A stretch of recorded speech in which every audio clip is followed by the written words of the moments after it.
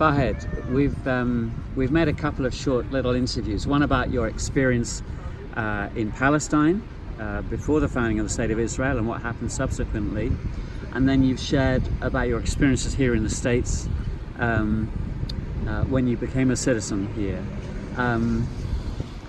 More recently, the President, Donald Trump, has made some significant decisions regarding Israel-Palestine. How has that impacted you and Palestinians?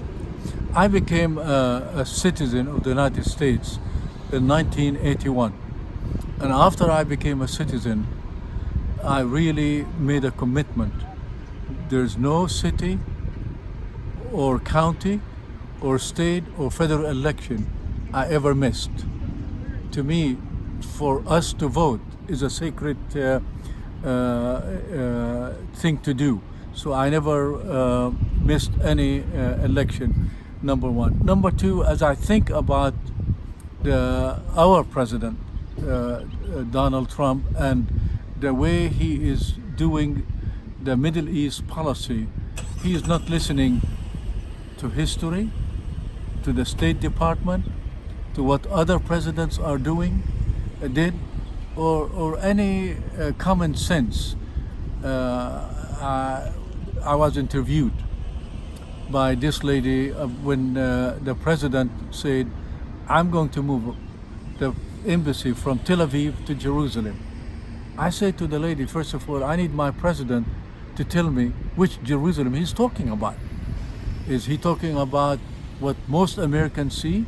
They only see the Dome of the Rock and the wall around the Dome of the Rock, and it's only 1 square mile. Is he talking about the old city of Jerusalem? Is the president talking about West Jerusalem, so far and so big? Or the president talking about what is called Greater Jerusalem? She said, what do you mean Greater Jerusalem?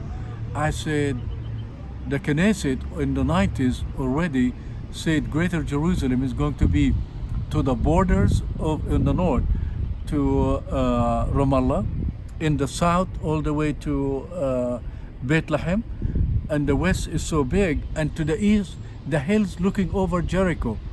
She said, what do you mean? I said, look, I'm in Atlanta and I'm the mayor.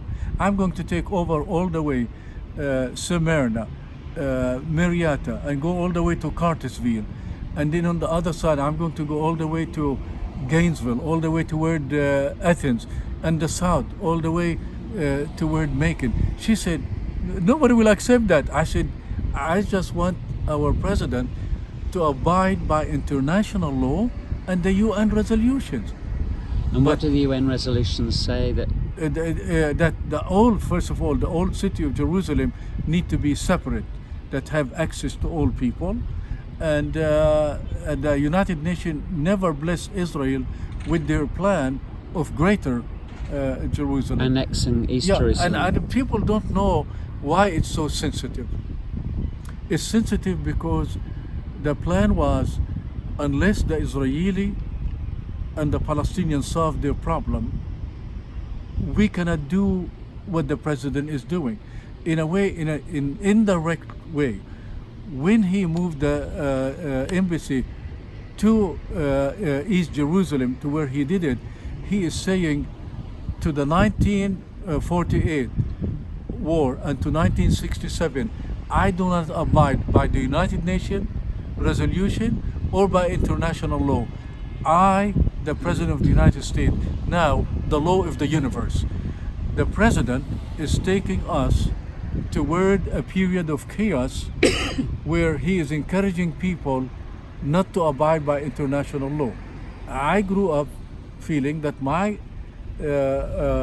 government, the United States of America, need to abide by international law, number one, and two, lead others to abide by international law. Otherwise, we're going to go to the law of jungle. Might is right, has nothing to do with justice to people. And it's a fundamental principle from the United Nations Security Council that the acquisition of territory through war is inadmissible. Correct. And that's what and the Geneva Convention says clearly the occupying power has no right to steal the land, to build a settlement, build the roads, and so forth. Or transfer its population. Exactly. into And that so territory. everything that Israel is doing in the occupied territory is against international law. Do you But they think- are doing it because of our support. Do you think Donald Trump believes that this will lead to peace? I think he is a businessman. He cares less to read history or culture and so forth. I mean, when he said, I want to move Jerusalem off the table, he said goodbye to history, goodbye to culture, goodbye to religion, goodbye to everything. So I think I feel sad about his leadership. That is what he's doing, especially to the Palestinian. After 50 years in America, there is no way for Israel to continue occupying people for 52 years without the support of the US. That means my US citizens need to know they are not bystanders. They are in the middle of the conflict. They are helping Israel to continue occupying the Palestinian, oppress the Palestinian, jail the Palestinians, and continue their military occupation. And it won't lead to justice, peace, and It will not. reconciliation. And recently I've been watching a lot, Stephen, what is happening in the West Bank and in Gaza, how the Israeli soldier goes running after an 8-year-old kid and a 10-year-old kid. I wanted to say, at this point, when I look at that, I see Israeli society sick and the Israeli military sick.